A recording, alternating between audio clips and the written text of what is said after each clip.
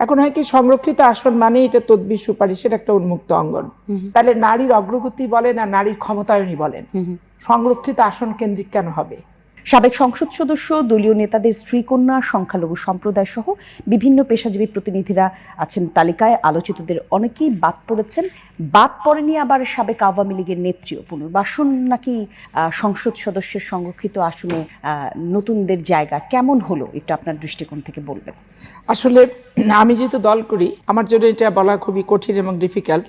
এবং আমি যখন বোর্ডে যাই তখন আমার সম্মানিত দলীয় চেয়ারম্যান গণপ্রজাতন্ত্রী বাংলাদেশ সরকারের মাননীয় মন্ত্রী তারেক রহমান সাহেব বলছে যে আমরা এখানে স্থায়ী কমিটির সর্বোচ্চ নীতি নির্ধারণী ফোরাম, এক মিনিট করে কথা শুনতে গেলে অনেক দেরি হয়ে যাবে, তো আমাদের প্রতি যদি আপনাদের আস্থা থাকে তাহলে আমরা আমাদের সিদ্ধান্ত নেব, এটা আপনারা কি মনে করেন? তা আমরা সবাই দায়িত্ব দিছে যে ঠিক আছে, সিদ্ধান্ত আপনারা নেন, আমাদের আর আপনারা তো সবাই চেনেন, আমাদেরকে বলার কিছু নাই, চলে আসছি। যাই হোক, এইটুকু হচ্ছে আমার ইন্টারভিউ বোর্ডের সাথে সম্পর্ক।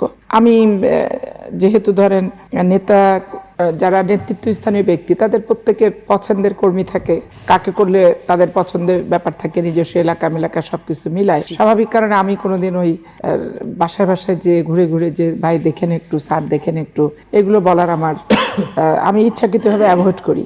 কারণ আমার মনে হয় যে করার যদি আগ্রহ থাকে, আমি তো দল করি, চোখের সামনে সবার করি। আমি যখন জেলে যাই ওনারা জানে, 80টা মামলার আসামি ওনারা জানে, পেপার স্প্রে খাই সেটা ওনারা জানে, রং পানি খাই সেটাও জানে, হাইকোর্টের বারান্দায় মানে ফেলে দিয়ে পিটাইছে সেটাও জানে, রাস্তার উপর পিটাইছে সেটাও জানে। তো এখানে এত সবাই তো একই পরিবারভুক্ত, এত তদবির এত সুপারিশ করার তো প্রয়োজন হয় না। এখন হয় কি সংরক্ষিত আসন মানে এটা তদবির সুপারিশের একটা উন্মুক্ত অঙ্গন বাস্তবিক অর্থে।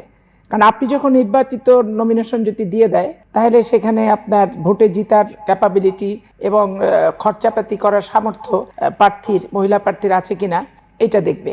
কিন্তু আপনি একটা জিনিস দেখেন যে স্বাধীনতা উত্তর বাংলাদেশে এটা 15টি ছিল শেখ মুজিবুর রহমানের সাহেবের সময়, এটা আস্তে আস্তে কমে যাওয়ার কথা, কিন্তু আজকে 26 সাল, আস্তে আস্তে কিন্তু এটা বেড়ে 55-তে আসছে।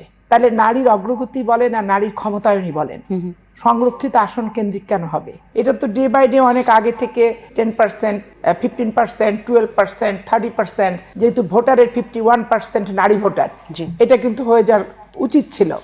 এখন দিন দিন তাহলে এক্ষেত্রে আমরা পিছাচ্ছি।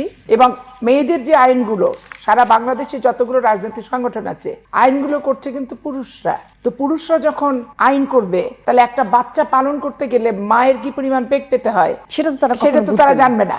স্বাভাবিক কারণে যার যেটা করার কথা সে সেটা করছে না। আর মেয়েরাই কিন্তু মেয়েদের বিষয়গুলো বোঝে কেমন? ধরেন আমি হলের ভিপি ছিলাম, মেয়েরা কত কুটকাচালি করতে পারে, কত হিংস্র হতে পারে, কত উপরে উঠতে পারে, কত নিচে নামতে পারে, বিভিন্ন পরিবেশ থেকে আসা মেয়েদের নিয়ে তো হলে থাকছি। তো ধরেন প্রতিনিয়ত অনেক অভিযোগ আসতো, বিচার সালিশ, এটা ওটা, সেগুলো তো আমাকে হলের ভিপি হিসেবে তাদেরকে ম্যানেজ করে একটা সমন্বয় সাধন করে চলতে হতো। তারপরে কে পড়বে, আরেকজনকে লাইট জ্বালাবে, কেউ ঘুমাতে গেল, আরেকজন ভাত রাঁধতে গেল একই রুমে থেকে, এই যে ভ্যারাইটিস প্রবলেমগুলি, এগুলো মেয়েরা যত সুন্দর করে বুঝতে পারবে এবং বিষয়টা ট্যাকেল দিতে পারবে, পুরুষরা কিন্তু পারবে না। তাহলে এই যে একটা দায় মুক্তির ব্যাপার হলো,